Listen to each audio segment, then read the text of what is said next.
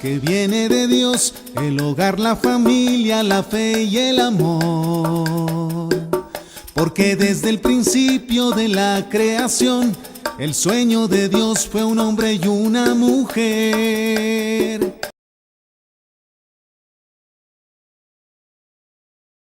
En este segmento doctrinal hemos iniciado a meditar sobre lo que el Concilio Vaticano II hace ya más de 50 años precisamente habló al respecto del matrimonio y de la familia. Y hemos dicho cómo en la Constitución Pastoral sobre la Iglesia en el mundo actual, Gaudium et Spes en su nombre latino, capítulo 4, que nos habla de la misión de la Iglesia en el mundo contemporáneo, la segunda parte de este documento, de este capítulo 4, nos presenta algunos problemas más urgentes e inicia hablando precisamente sobre la realidad familiar, con una visión fenomenológica de la familia.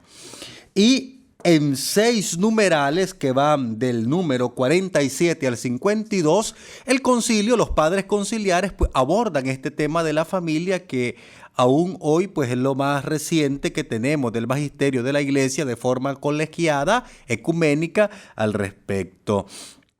Entonces ya hemos meditado los primeros numerales. Ahora vamos avanzando poco a poco en el numeral 49. De dicho documento de la Constitución Pastoral sobre la Iglesia en el mundo actual. Entonces aquí se nos da a entrever cómo el amor de los esposos es asumido en un amor divino. Y esto porque el Verbo encarnado no solo ha tomado sobre sí una naturaleza humana, sino también ha asumido un amor humano. Por tanto, el matrimonio para los esposos va a ser un camino especial de santificación. Para los esposos que están fortificados y consagrados por un sacramento especial, que esta consagración, esta fortificación, podríamos decir, hunde sus raíces en el sacramento del bautismo. Hombre y mujer en el sacramento no reciben solamente una gracia momentánea, sino que con un vínculo se les regala una fuente de gracia con la que podrán edificar la iglesia desde dentro. Este camino, pues, de santidad que se aborda en el numeral 49 de la Constitución Pastoral sobre la Iglesia en el mundo actual, este camino de santidad, es importante tenerlo en cuenta que no solamente pasa a través de los cónyuges, sino que también pasa o se hereda, mejor dicho, a los hijos. Los hijos encuentran en los padres una vía hacia la santidad y contribuyen también a la santificación de sus progenitores. Por tal razón, pues, la santidad de la familia no está llamada a realizarse solamente hacia adentro, sino que debe irradiar, beneficiar a las demás familias. Es así que en la familia cristiana se manifiesta, se revela la presencia de Cristo y la verdadera naturaleza de la Iglesia. Si es verdad que Cristo y la Iglesia iluminan el amor del hombre y la mujer, resulta también cierto que en el amor esponsal, en el amor conyugal cristiano, también ahora se puede ver el rostro de Cristo y de la Iglesia. Y esto es importante tenerlo en cuenta porque ya lo hemos meditado. Cómo el matrimonio es un lugar teológico porque nos revela quién es Dios, pero también nos revela a través del matrimonio, de la relación del amor esponsal, qué cosa es la Iglesia. Por tanto, si este documento también de la Lumen Gentium del Concilio Vaticano II, Lumen Gentium 11, nos enseña que la familia es una iglesia doméstica, ahora en esta Constitución Pastoral sobre la Iglesia en el mundo actual, se nos viene también a decir de que la iglesia puede verse como una gran familia. Y es que precisamente uno de los tipos, de los modos, de la manera como los padres de la iglesia y los padres conciliares también abordaron a la iglesia, entre las figuras que dan, es llamarla la familia de los hijos e hijas de Dios. La iglesia, la gran familia de los hijos de Dios. En el numeral 49, pues, de la Constitución sobre la iglesia en el mundo actual, se habla del amor. De este amor que ha sido establecido por el Creador, que viene de Él como fuente y conduce hacia Él como a su fin. Pero esta economía del amor pertenece por un lado a los fundamentos del hombre, que puede definirse desde su creación como alguien que viene del amor y solo en el amor encuentra dignidad y sentido. Cristo, pues, aparece en continuidad con esta experiencia, porque Cristo revela, es revelador del amor. Así, en el numeral 50, esta dinámica del amor se completa cuando el concilio habla sobre la fecundidad. Claro, el concilio habla de la transmisión responsable de la vida. Pero, ¿qué cosa significa la palabra responsable? ¿Qué cosa es ser responsable? Ser responsable es ser capaz de responder a una llamada divina que invoca nuestra libertad y que implica también nuestra participación. La responsabilidad, pues, tiene como característica primera y más originaria la gratitud y nos introduce en la lógica de la generosidad. Responsabilidad es, por tanto, responder a una llamada divina. Por tanto, cuando el concilio dice o habla de la transmisión responsable de la vida, los genitores están con esta realidad respondiendo a esa llamada que el Señor mismo les ha hecho y que encontramos ya en los albores de la naturaleza. Ese mandato original: crezcan y multiplíquense. Cada hijo que se recibe en la familia va más allá de los cálculos e invita a los padres a superar sus propios proyectos. Esto es hermoso tenerlo en cuenta.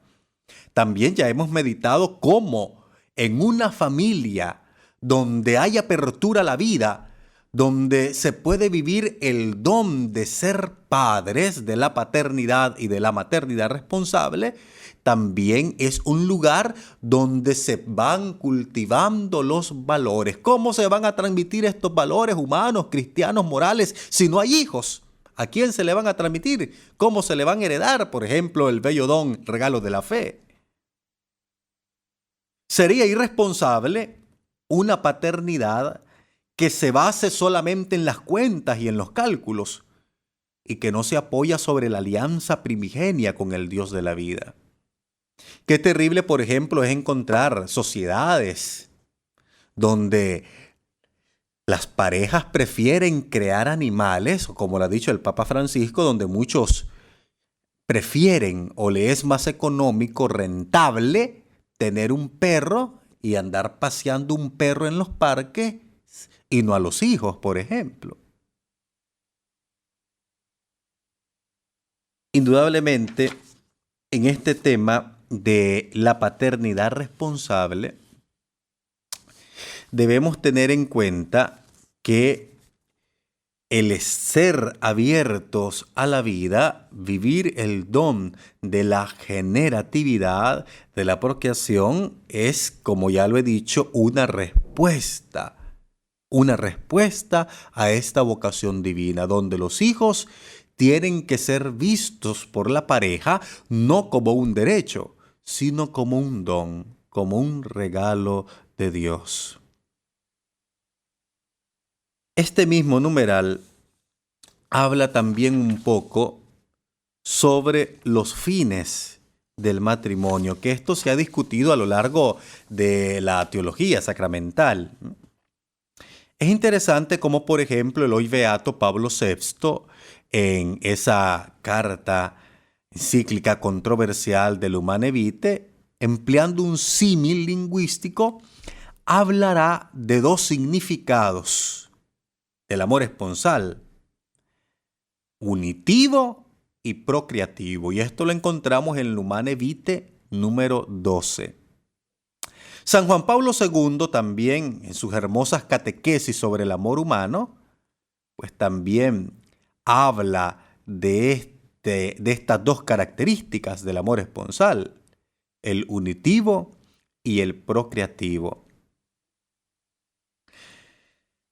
Este mismo documento de la Gaudium et Spes, en el número 52, revela, reflexiona, habla también sobre el papel social de la familia.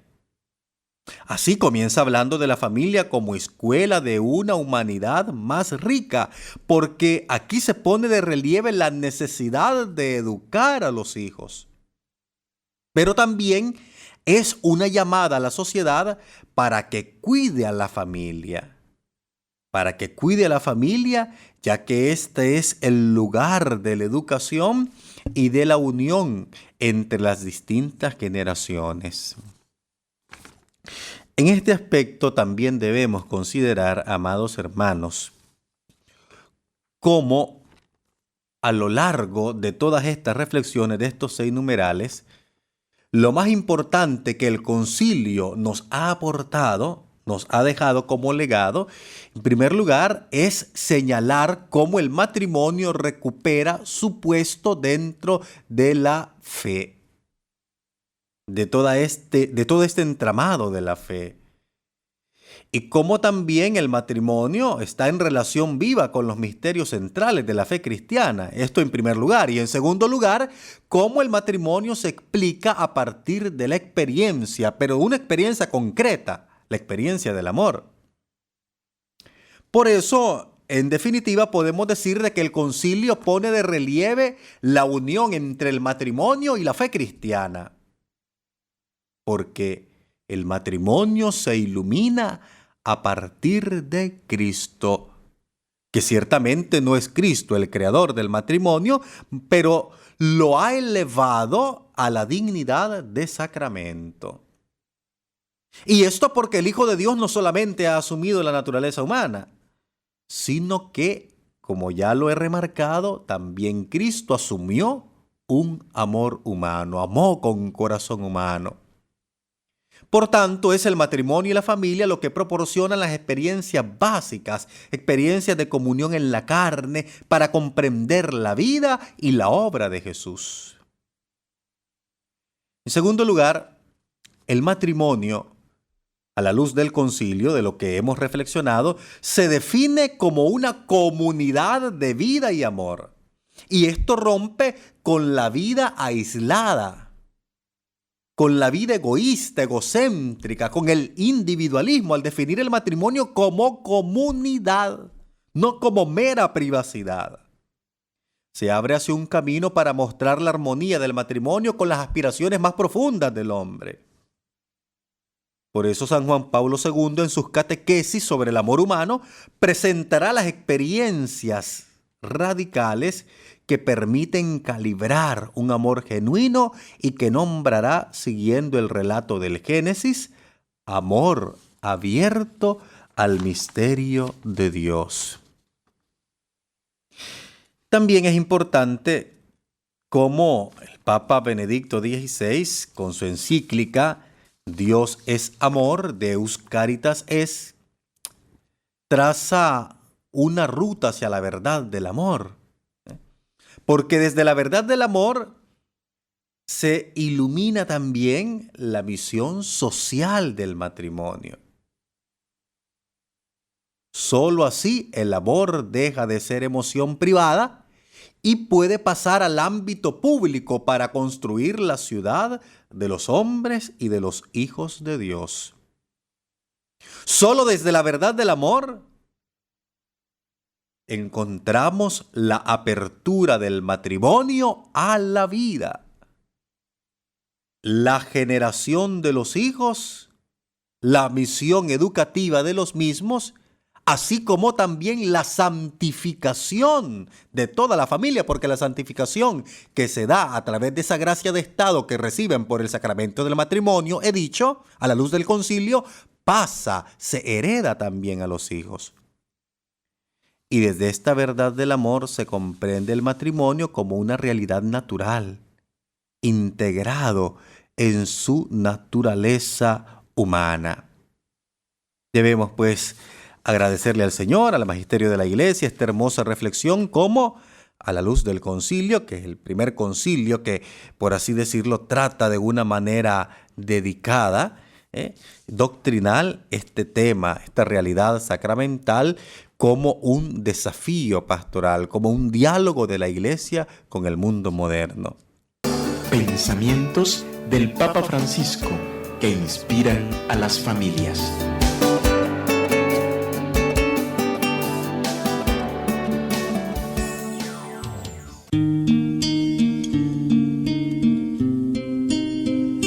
No los podemos dejar solos, no los podemos dejar en las calles, ni desprotegidos y a merced de un mundo en el que prevalece el culto al dinero, a la violencia y al descarte. Me repito mucho en esto, pero evidentemente que se ha instalado la cultura del descarte. Lo que no sirve se tira. Se descartan los chicos porque no se los educa o no se los quiere. Los niveles de natalidad de algunas naciones desarrolladas son alarmantes. Se descartan los ancianos y acuérdense de lo que dije de chicos y ancianos en el futuro, porque se ha instalado este sistema de eutanasia encubierta, es decir, las obras sociales te cubren hasta aquí y después morite.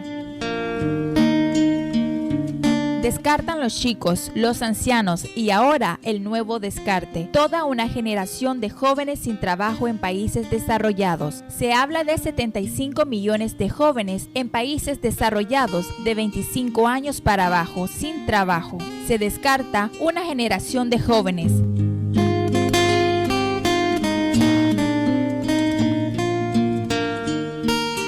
En este sentido, es muy importante fortalecer los vínculos sociales, los familiares, los personales, todos, pero especialmente los niños y los más jóvenes tienen necesidad de un entorno adecuado. Discurso a los participantes en el Encuentro Mundial de Directores de Escuelas Ocurrentes, Vaticano, 4 de septiembre de 2014.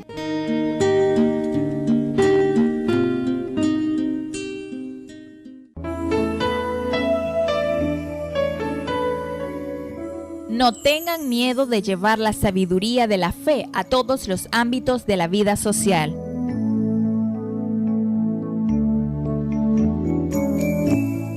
Viaje a la República de Corea. Homilía en la Santa Misa de Clausura de la Sexta Jornada de la Juventud Asiática, 17 de agosto de 2014.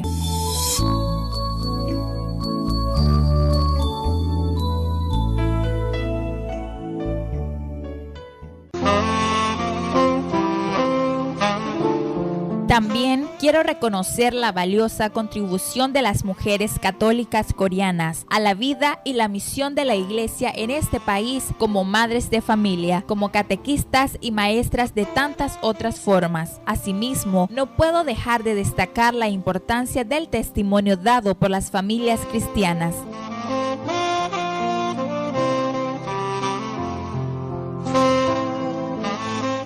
En una época de crisis de la vida familiar, como todos sabemos, nuestras comunidades cristianas están llamadas a ayudar a los esposos cristianos y a las familias a cumplir su misión en la vida de la Iglesia y de la sociedad. La familia sigue siendo la célula básica de la sociedad y la primera escuela en la que los niños aprenden los valores humanos, espirituales y morales que los hacen capaces de ser faros de bondad, de integridad y de justicia en nuestras comunidades. Encuentro con los líderes del apostolado laico en el Centro de Espiritualidad, viaje apostólico a la República de Corea con ocasión de la 6ª Jornada de la Juventud Asiática, del 13 al 18 de agosto de 2014.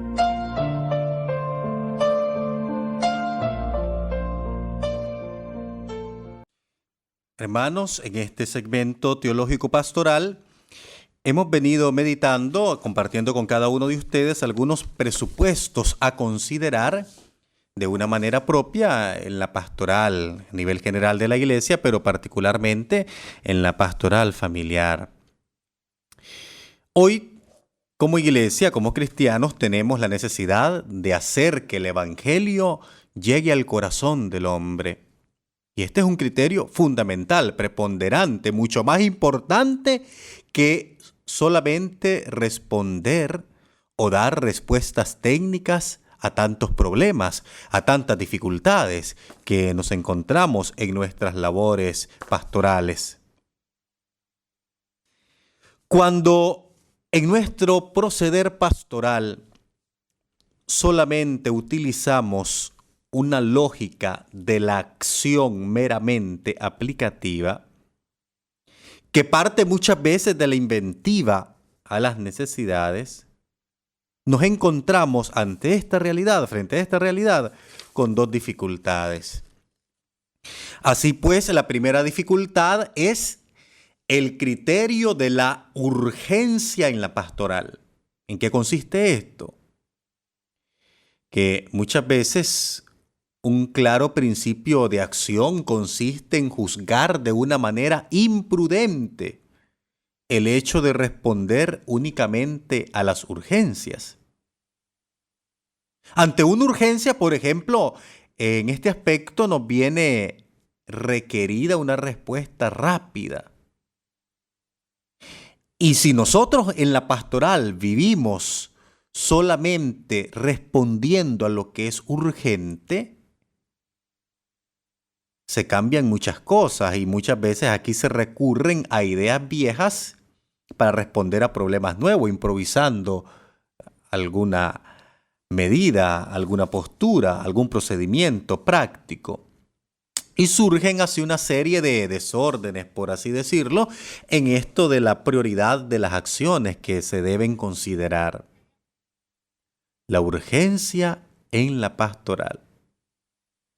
Pero la segunda dificultad de este sistema racional aplicativo, de esta lógica de la acción meramente aplicativa, de la acción pastoral, es el hecho de que se adopta, que muchas veces utilizamos una metodología también aplicativa.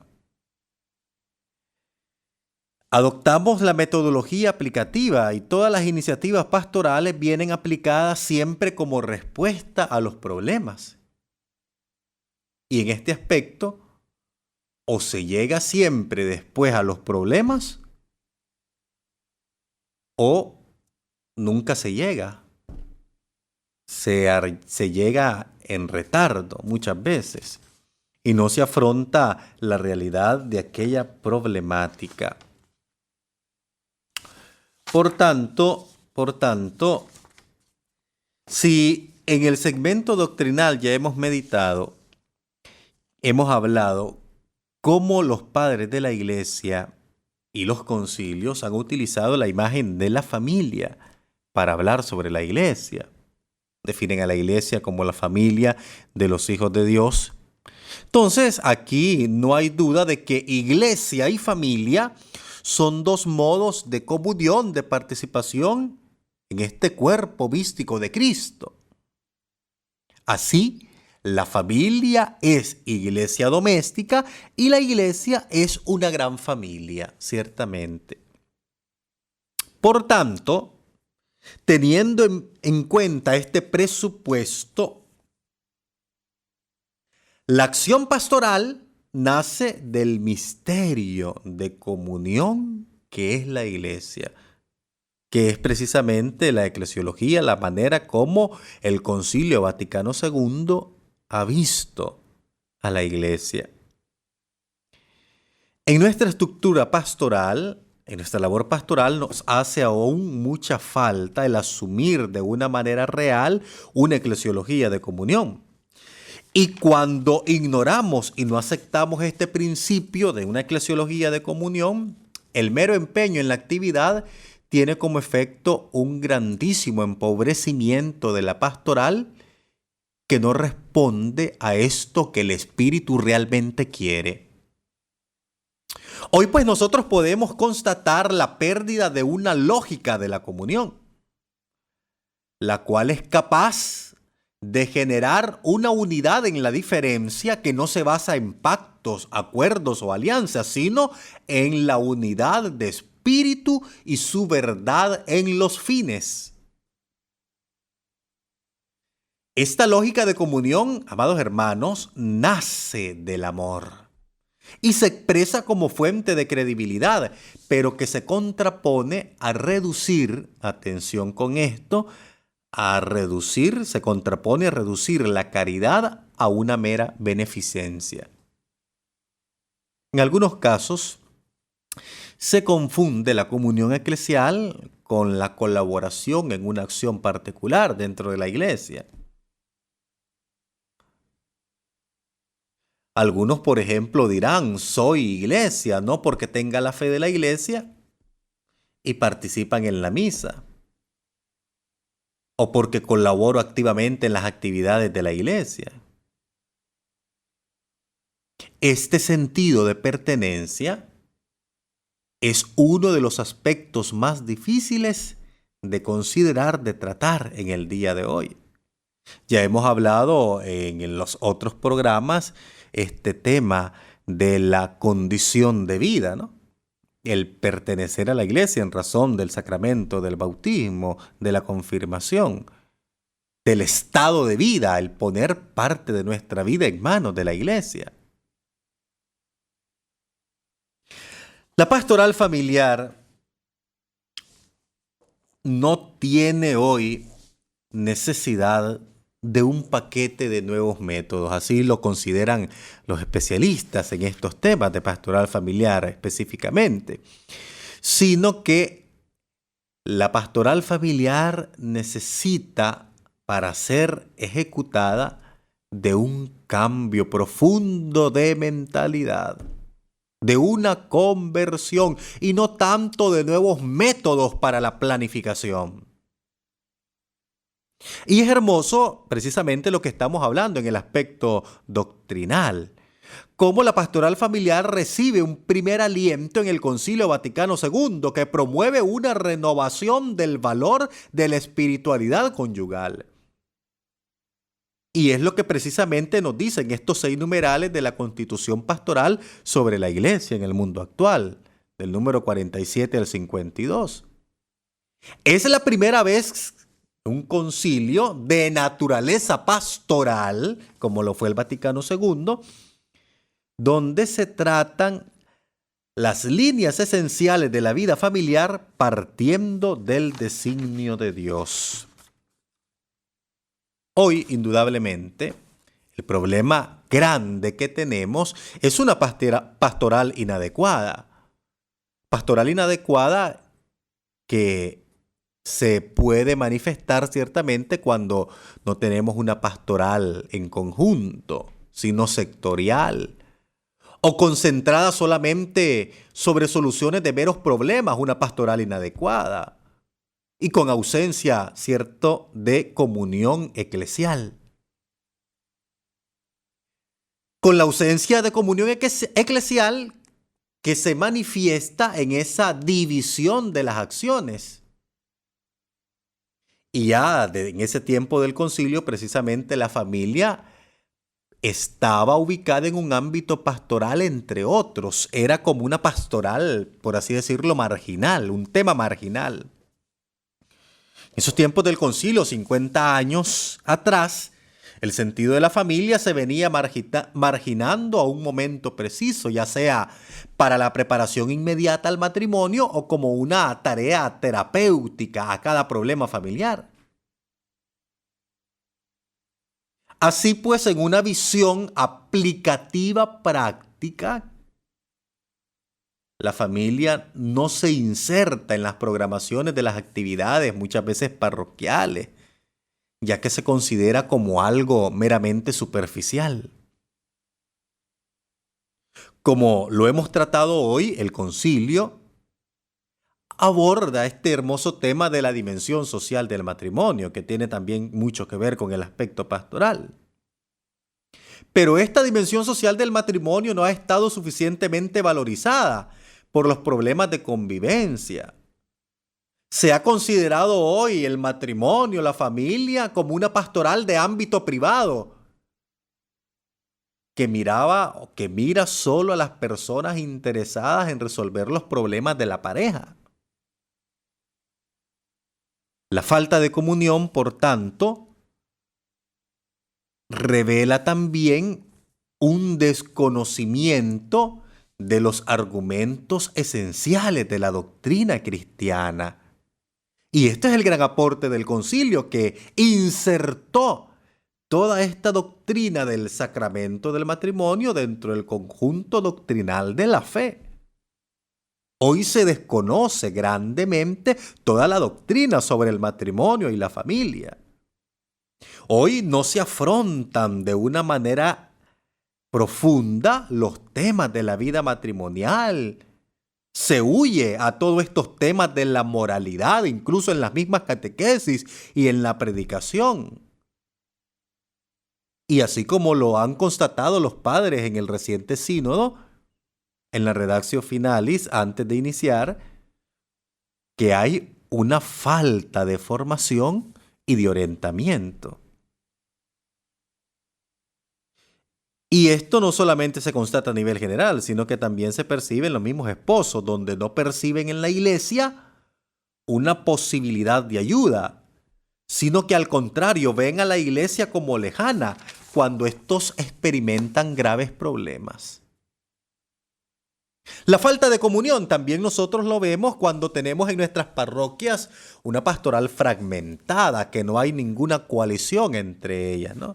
Hay una pastoral del conjunto, puede ser una parroquia, una diócesis, una provincia.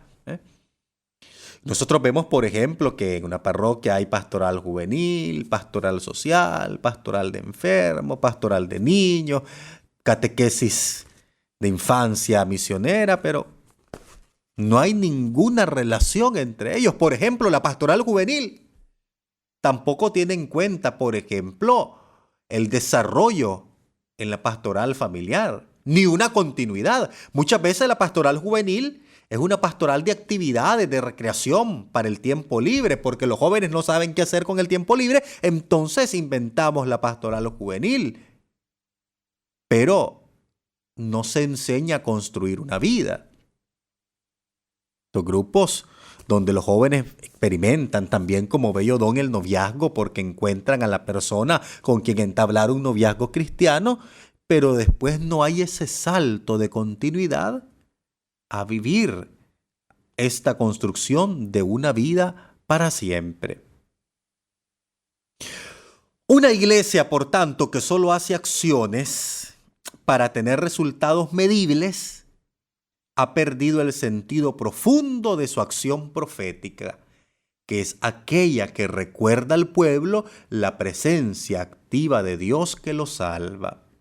Es muy hermoso tener en cuenta esto. Y lo repito, una iglesia que solo hace acciones para tener resultados medibles, con parámetros, ha perdido el sentido profundo de la acción profética, que es aquella que recuerda al pueblo la presencia activa de Dios que lo salva.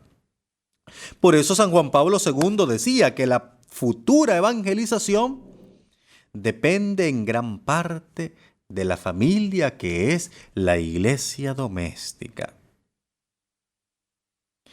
Agradezcamos al Señor, pues, que a pesar de tantas dificultades que hoy afrontan las familias, sin embargo, a pesar de las tinieblas, a pesar de tantas dificultades, de ser asediados y de nadar contracorriente, la semilla de su palabra crece y germina. Y por tanto estamos llamados a reconocer dentro de esta realidad el verdadero puesto del amor. Estamos llamados también a educarnos, aprender de una manera adecuada en el seno familiar esta pedagogía del amor para llevar adelante la tarea principal de la iglesia, que es enseñar a amar. La vocación al amor.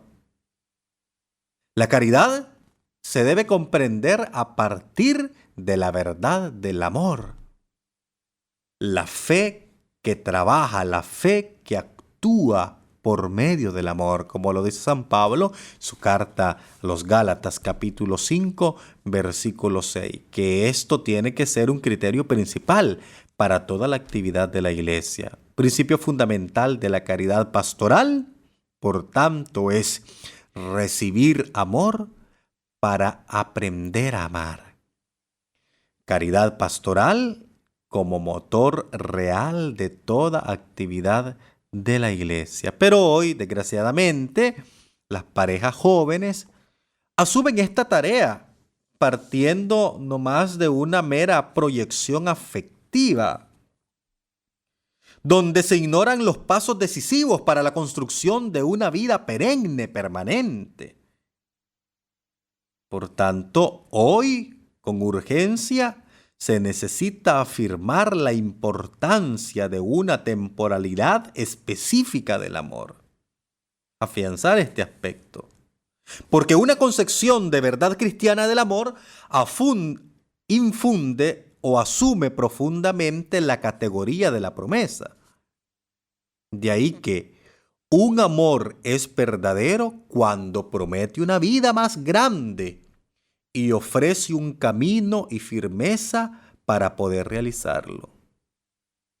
Y esto es lo que se olvida o lo que no son conscientes muchas parejas jóvenes que llegan al matrimonio. Porque cuando uno se casa, por ejemplo, no es que se promete siempre hacer feliz a una persona. Esto es ilusorio. Porque en el matrimonio no se prometen los sentimientos.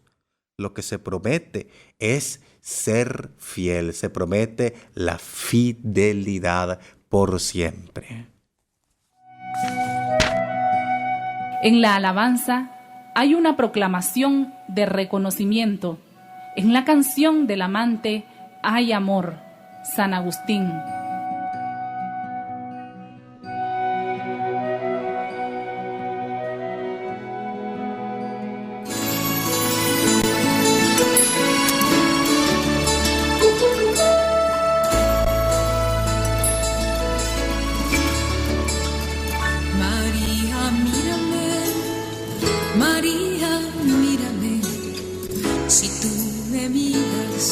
Él también me mirará.